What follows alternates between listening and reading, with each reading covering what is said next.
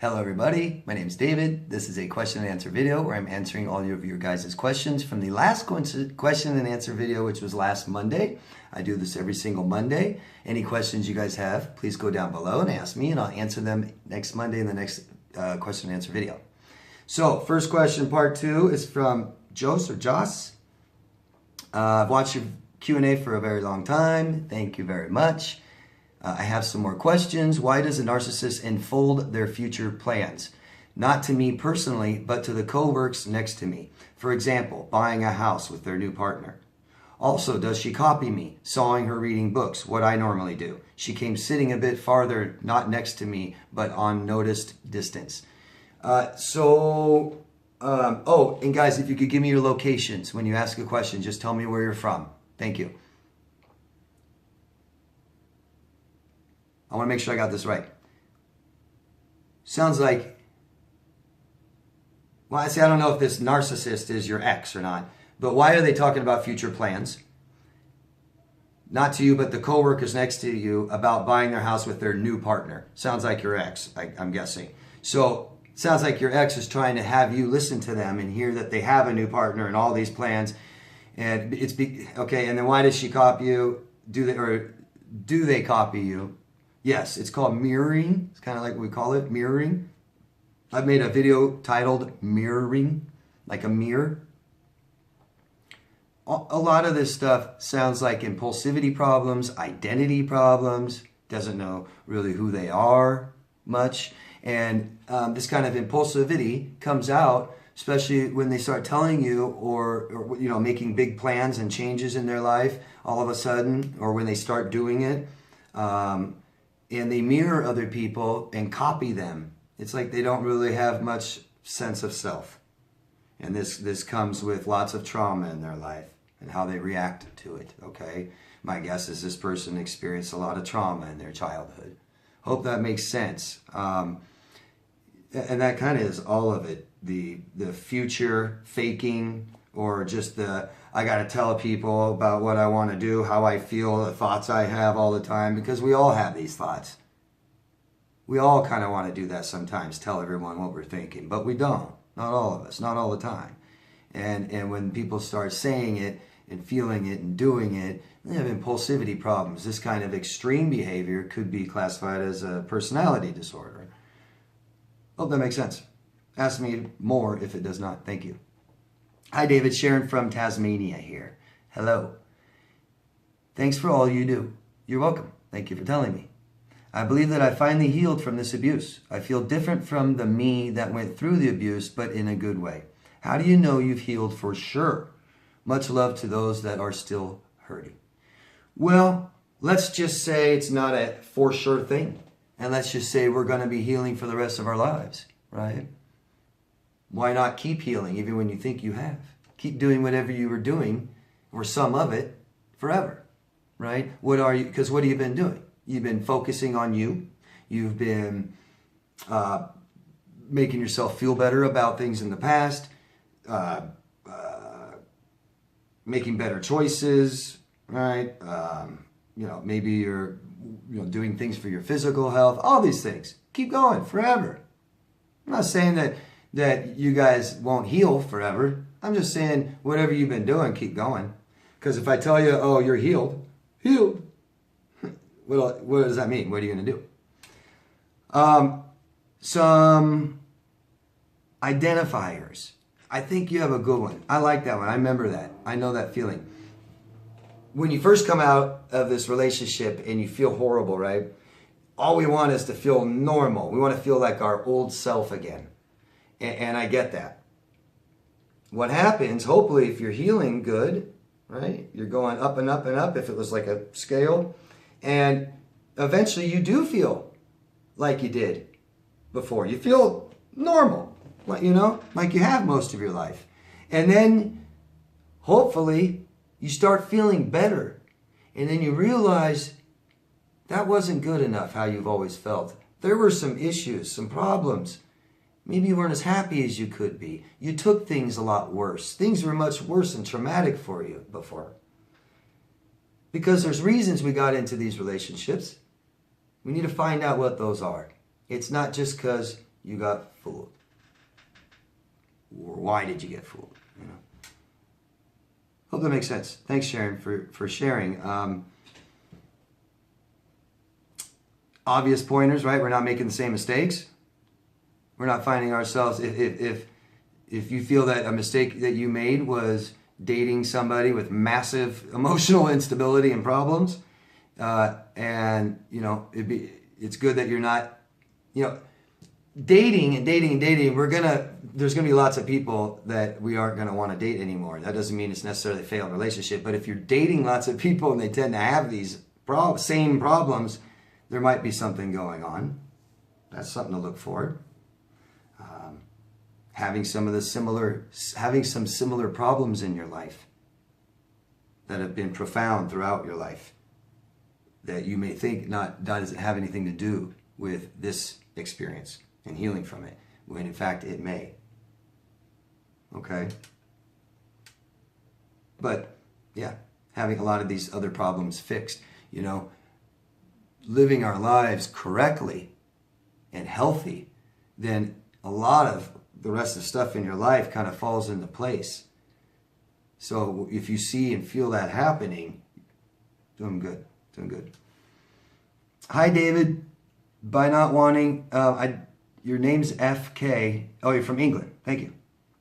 By not wanting to watch any narcissist videos, is this sign of healing? I find it out with myself. When I don't watch, I become better, feel happier. But then again, I want to learn more. I feel like I become addicted to these videos. My guess is you're replacing the video. You're replacing something else you're addicted to with the videos and obsessing on the videos instead of obsessing on your ex.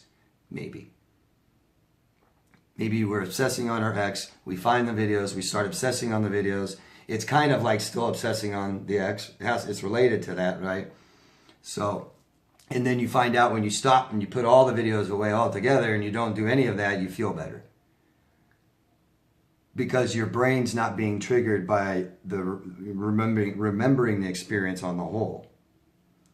If you find yourself going back to the videos, you're looking for more answers. Heal correctly from this. Not just obsessing on videos and not just not watching any videos. It doesn't have to do anything to do with videos. You don't have to do anything with the videos at all if you don't want to. See a professional. Start working on your life, on every area. Okay? Find out what went wrong in your relationship. Exactly. Completely understand it.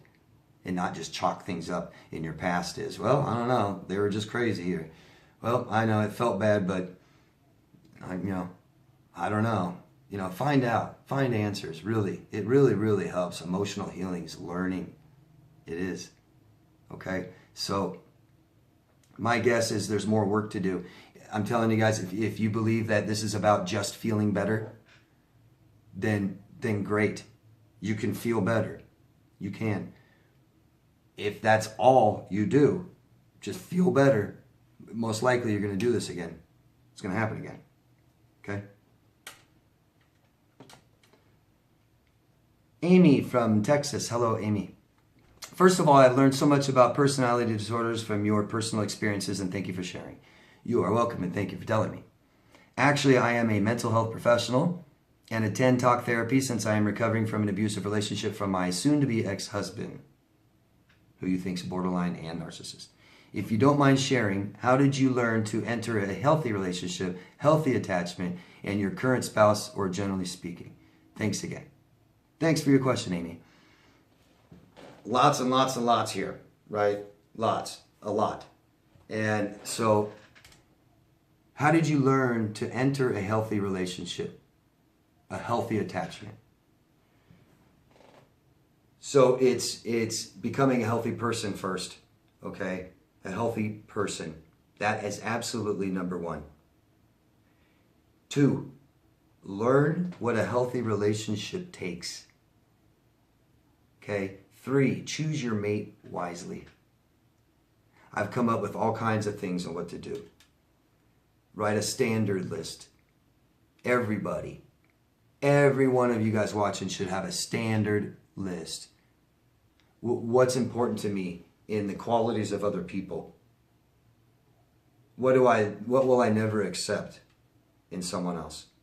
What do I want? And even if you don't want to date, even if you don't want to date like right now, have the standard list first before you meet people. You never know. But make it, even if you know you never want to date again, make the standard list. I'm telling you, it'll help you understand a lot of things. It'll help you, for one, realize that this ex-abusive person has nothing to do on your standard list. That it's not who you want at all in life. That you are just addicted and hurt and broken by them. And they're not what you want. And they're not who you want at all anymore. Okay? It helps build your self-worth. You writing things down, saying that people in my life must be good like this and have these qualities. That's telling yourself, I'm worth it. Okay? It really helps. I talk about all kinds of things to do. I think that should help pretty good, right? We be healthy. We learn what a healthy relationship is, and you choose your mate wisely. Okay? Thanks, Amy. And I'm glad you're in therapy. Thanks for saying that. Even though you are a mental health professional yourself, that's awesome. I tell people this all the time. Therapists see therapists. More therapists should. Thank you. Mariella from Ottawa, Canada. Hello. I'm 2 months no contact. He agreed to meet my stepdad for the rent he owes me. He needed 5 business days to get the money on the day that we're supposed to meet. He called my stepdad with excuses. He basically says, I'll give you the money, but he wants to talk to you first. Your last memory of him is saying that he wanted nothing to do with you. Now I'm getting I miss you, as well as blackmail to see him. Okay, it's all control, right? This is all about control.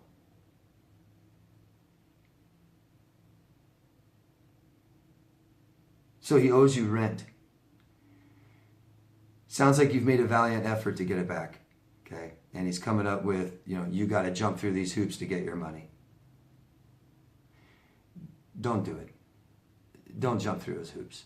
It's give me the money or not. And that's it. One time, that's it. I think you already got your answer that he's not going to give it to you. Someone that owes someone money is going to pay you back, or they're not. It's, this... You can get a lawyer, write them a letter. I'm going to sue you if you don't pay me. You can take him to small claims court. What you really need to do is check in with yourself, your mental health, okay? And really be aware of what you can handle. Because I can tell people what to do in situations like this, but I'm not you, and I don't have to suffer by it. I don't have to pay for it. So just be aware of how this makes you feel. Is it worth it? Sounds like it's totally not worth it. But that's up to you to decide, not me. Maybe it is a lot more worth it to you. I don't know how much money we're talking about. My rent might be $1,000. Yours might be $5,000. He might owe you for 6 months. That might be $30,000. I don't know. Always questions like this, you're worried. You can always talk to a lawyer and get legal advice, okay? For fairly cheap, maybe free. Maybe let your father deal with him. Okay? That might be the best thing. Or cut your losses.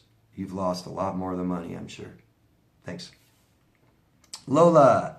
Thank you, David. You helped to validate my thoughts. Oh, and this is Lola from France. Sorry. Hi. You helped validate my thoughts and reasoning are not off. My new question is about one of my sisters. Brief outline. Public. She always changes her walk to very sluttish when she's in public. So much that people who know her, like myself and other family members, tend to scorn and dread walking next to her. Her accent and facial expressions also changed. Not authentic to any self. We got used to her. We got used to her, people who knows family members. She goes around her place in the nude or almost in front female family members. She always seems to want to help others and will do what she can. Very giving. She doesn't seem abusive or manipulative, but I don't know her intimately beyond as we are 20 years apart, live in different countries, etc. But I like to understand this. I'm at a place where in my life where I'm suddenly questioning everything and everyone. She's in her late 50s and still behaves like this. I've already assumed that she has a personality disorder and terrible self-esteem, although it doesn't seem so. If you were to meet her, I'm grateful for whatever you can share in light of these behaviors of hers. I will see you on Monday. Well, how would I know? But these type of behaviors, you nailed it. Without any sense of self, that's what you said. Authentic. That's a perfect word. Authentic sense of self, right? She knows she's a human being, just doesn't know which one. These kinds of problems, and I mean, really changing opinions and feelings and appearance all the time, needing constant attention, trying to conform. It's amazing she's not manipulative or exploitative. Make sure she's not. That's surprising to me. But I don't know if she has a personality disorder. Identity problems. Poor sense of self, for sure. I don't know what else to say besides that. I would evaluate that relationship. Hi, David. I left my borderline over 14 months ago. I have since met a few of her acquaintances who she hadn't told our relationship was over. Also, as far as I know, she never smear campaigned me. I was stalked 2 months ago by her. And hoovered last month by one of her flying monkeys. I'm just interested in what would come next. I avoid anywhere she could be. I wouldn't know what this person will do. So, what it sounds like,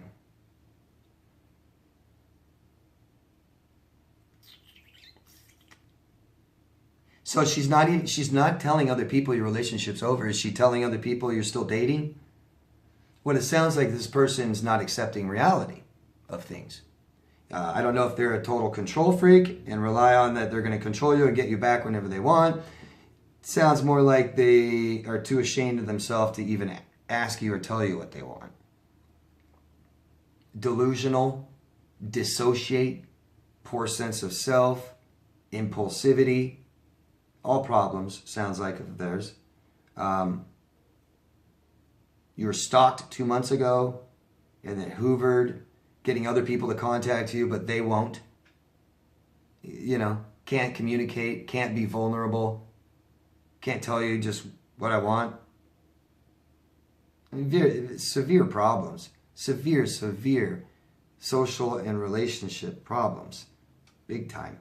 Person needs help. I know you said borderline, but I don't know. I don't know what else.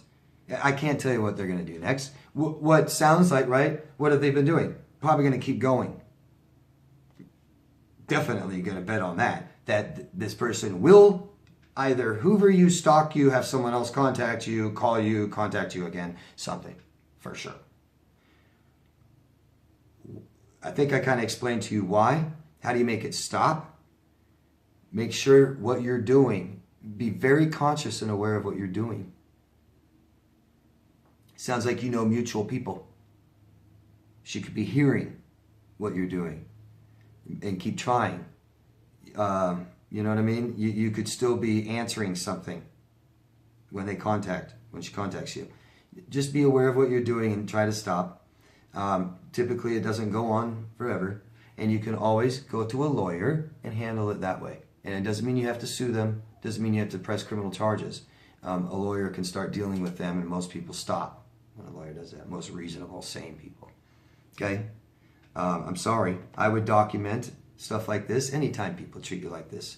Anytime people violate you and you're scared of them and they don't stop and they obsess and they contact you when you don't want to be contacted. You know, harassment is a very simple definition. It's just unwanted attention.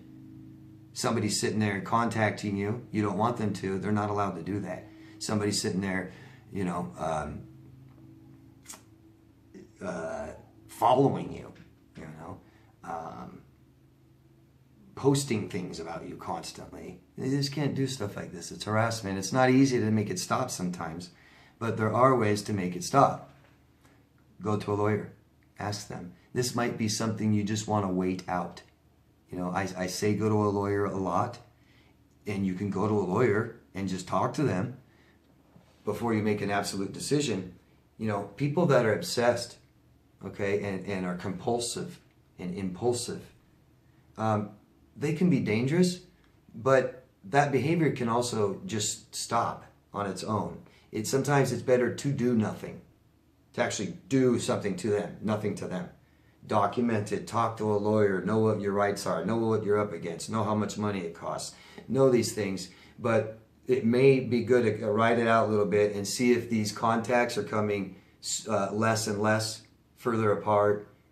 You know, sometimes something like contacting through a lawyer or stuff like that kind of initiates more, because these people aren't in control of their behaviors, obviously. I doubt she completely consciously is choosing to do this. It's impulsive, and I keep going and going. So it's a hard thing.